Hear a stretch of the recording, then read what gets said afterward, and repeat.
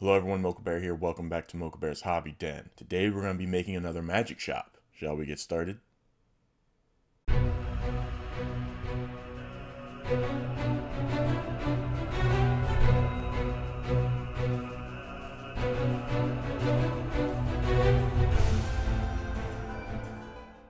So we're going to be using the Wanderer's Guide to Merchants and Magic by Eventyr Games to make our second magic shop and our merchant. And just like in the first video, we're going to be using the Spellwarper's dice from Orlando's Guide to Magical Marvels by Eventyr Games. Let's get this going, shall we?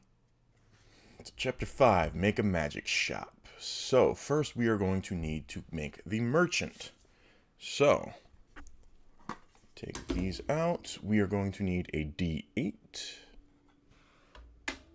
Alright, so the race or creature type.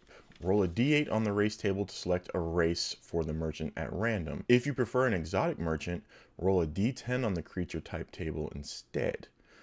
Okay, so we'll make it run by two merchants. So we'll have the D8 for the race. So we got an 8, a Dragonborn. Okay, so now we need a D10. 5. All right, so we have a Copper Dragonborn. All right, our second one, we need the D10 again. It's a 2, correct? From that angle? Yeah, that is a 2. We have a Giant. Ooh, that's going to be interesting. A Dragonborn and a Giant. A Cloud or Storm Giant. Okay, that's interesting. Okay, now roll a D20 for a gender-neutral name applicable to any race or setting. So we need the D20. This will be for the Dragonborn. That's a 1. Alarak. And then the Giant is a 4, correct? From that angle? Yeah, I'm at a distance from my die. Aranith. Ooh. Alarak's appearance. Roll 1 or more D20s to get the merchant's most distinctive physical features. So we will roll these twice. So that is a 6, yeah. Milky white eyes for the Dragonborn. Ooh. And eerily beautiful. Okay. Aranith is missing teeth. Oh, that's a 20. Flamboyant. Aranith, roll a D20 for inspiration about what the merchant did before opening their shop. Alright, so this is for Alarak. That's a 12, right? Not a 17? Yeah, that's a 12. They were a traveler. Okay. And what about Aranith? 18. Art collector. Alright, roll 1 or more D20s for unique and memorable quirk for the merchant. So we're going to try 2 for each again. That's cocked. 14. Laughs a lot. Okay. And coughs a lot. Oh no! The poor dear. And then for Aranith, that is a 10. Mumbles a lot. Oh no. And lisps. Oh, baby. I'm loving this. I'm loving this. So, roll 1 or more D20s for adjectives that describe the merchant's personality. So we'll do 2 again. 18. Oh no. They're impatient and pompous. No, the Dragonborn. And for the Giant, friendly and friendly and arrogant. So I'm going to re-roll that. I'll keep it in the list. No, we're not doing pompous again. It's a 9. Suspicious. Okay, I like that setup more, friendly and suspicious. But I have arrogant on there as an option. You all can comment down below if you think they should be friendly and arrogant or friendly and suspicious. I think suspicious would be more fun though. Alright, so roll 2 or more D20s for the merchant's positive and negative biases. Okay, so we'll just do 1 positive, 1 negative for each. 13. Warlocks / sorcerers and wizards. Ooh, okay. And then for the giant, that's a 1. Humans? Oh no. Oh, get back here. That is a 4. Halflings. Part of me wants to do it where the positive is the first, negative is the second. So like the Dragonborn has a favor toward, like, favors warlocks and sorcerers, but not wizards, which could be entertaining. It could be a funny idea. But Aranith, the giant, likes humans and hates halflings. I kind of think that it would be an interesting idea that they favor halflings over humans because they're so tiny, but at the same time, they could favor humans over halflings because halflings are so tiny, so much tinier. Yeah, we'll just keep it with the positive is the first thing and negative is the second. Okay, now on to the shop. Roll a d20 to determine the physical location of the shop. It is a regular shop. Is it a regular shop, personal domicile? Okay. So we got a 16. A carriage. Oh, yo, I could have some fun with that. Yo, I'm going to have a lot of fun with that. That's going to be interesting to see. Roll a d8 to help describe the shop's appearance. The general adjectives that will help you bring it to alive for the characters. Pretty sure you mean bring it to life for the characters. So it is minimalistic and organized. The quirk, need a d10 again, as I keep hitting my microphone. Roll a d10 to get a distinctive quirk that will make the shop more memorable. Okay, what we got? Fade in the dice. Ambient noise is dampened. Ooh, I like that.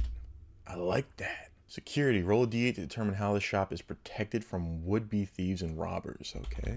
That's a d8. A 3. Items are kept in an extra-dimensional space. Ooh. Roll a d6 to determine the focus of the shop's inventory. Then roll as many times as you want on the inventory tables on the next page to fill out the merchant's inventory. You can roll any die from a d4 to a d12 or a d20 on each table. The smaller the die, the less powerful the magic items. Okay. 1. Arms and armor. We got arms and armor right there. Part of me wants to bring in more die. Oh, you know what?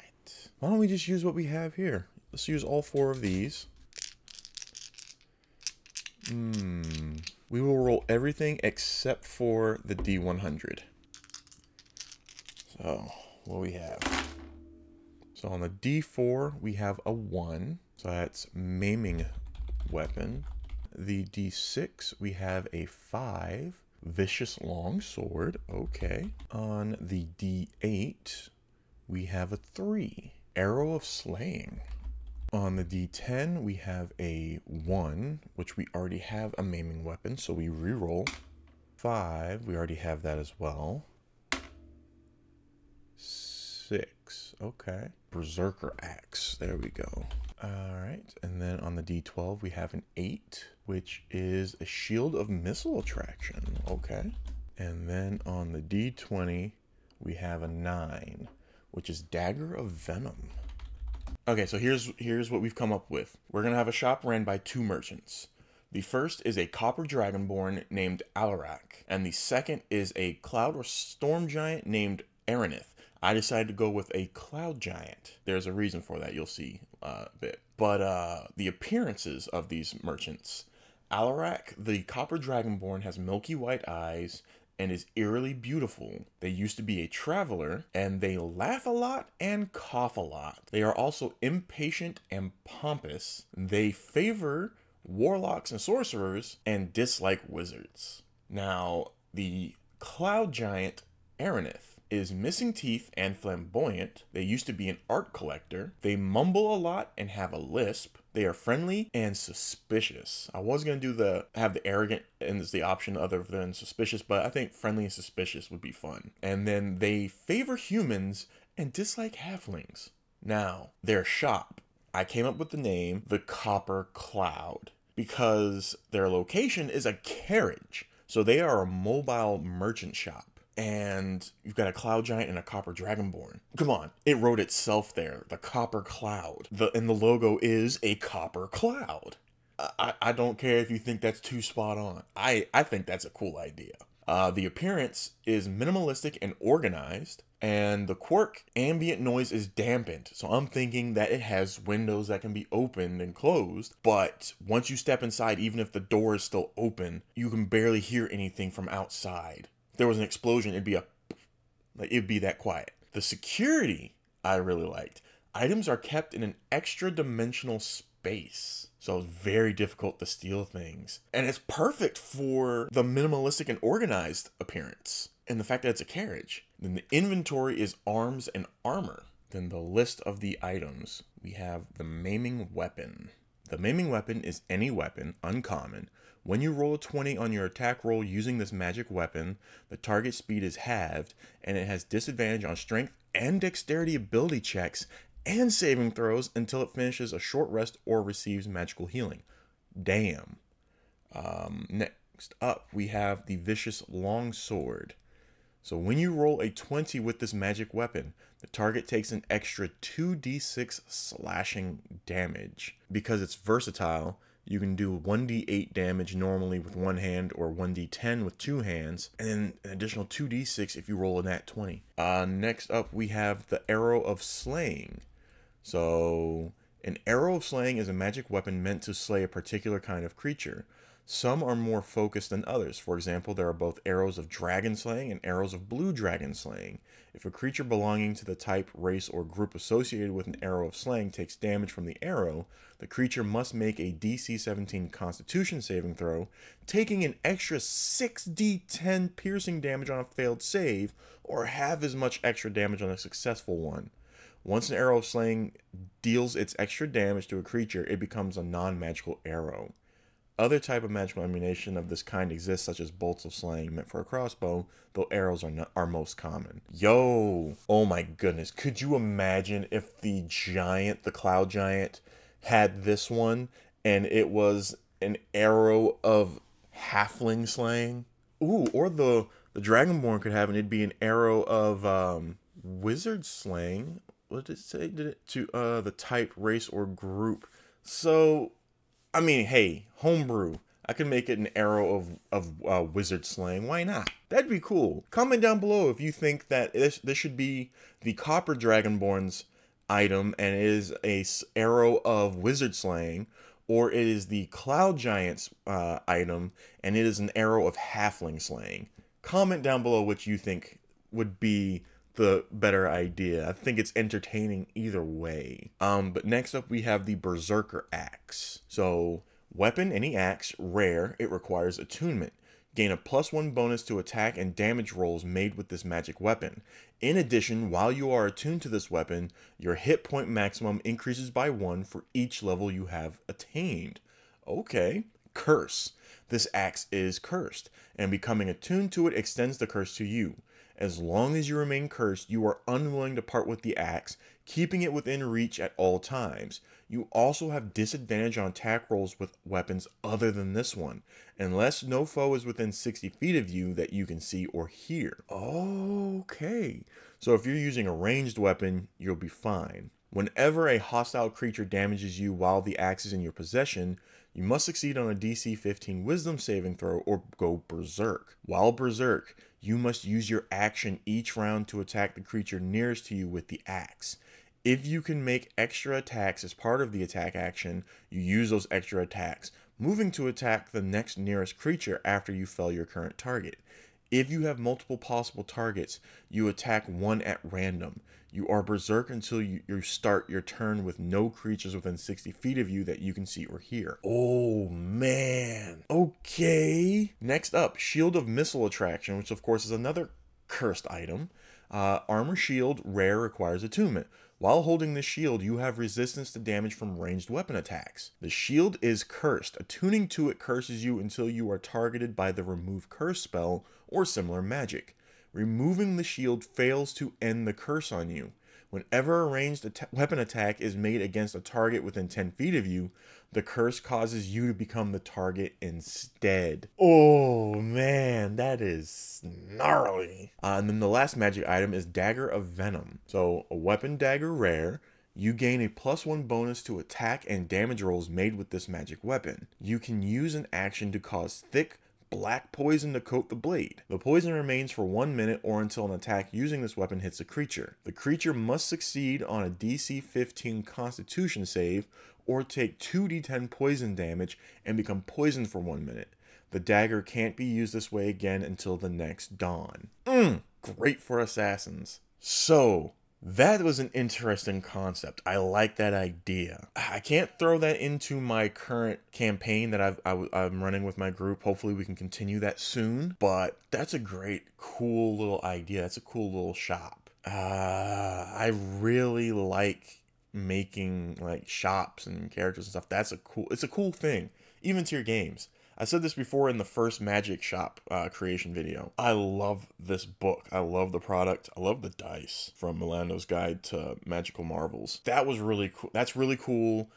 Comment down below to answer, like, again, how the arrow should be used. If it should be an arrow of wizard slaying or an arrow of halfling slaying. Yeah, that's really cool. I like that. Maybe one day I can do a live stream where we go into more depth and details and create a town, maybe. Because I do have a book for that by Kobold Press. Can't remember the name of it off the top of my head. It's over here in a pile of books I have, and I'm not reaching over for it, but here's the thumbnail for that. I did a video for the unboxing, so there's the thumbnail for that as well. Oh, if you are a DM, GM, or you're a player and you think this is a cool idea, use it. If you're a player, send it to your DM, GM, and say, hey, check out this video this Mocha Bear guy did. He randomly made a magic shop that you can use, and it'd be cool to see. But yeah, if anyone uses this in their game, comment down below letting me know, hey, Mocha Bear, I used your shop and my players loved it, or my players didn't like it, or my players were very nervous and concerned and everything seemed wrong and they avoided it. Let me know what you did, what you think. That'd be cool to hear. I'm gonna go ahead and end this here. So please, if you enjoyed this video, give this video a like. Hit that like button. Hit the subscribe button if you haven't already subscribed to the channel. If you haven't, why not? Please also hit that bell icon and set notifications to all so you get notified when I upload videos. And if I do streams, when I start streams. And again, comment down below if you think this is a cool concept, if you think it's a cool book, if you have it yourself or you want to get it, if you used this shop that I made, or even if you use the shop I made in the first Magic Shop creation video. Let me know. I want to hear your thoughts, opinions, and what your players thought, because I definitely want to try this out myself on my players, as well as share this video, please. If you enjoyed this and it gets enough likes and views, I might actually make a little mini series of making random magic merchant shops and all that. I think that'd be a cool concept. But I'm going to go ahead and hop off, so please, as always, take care of yourselves. Until next time, hobby on.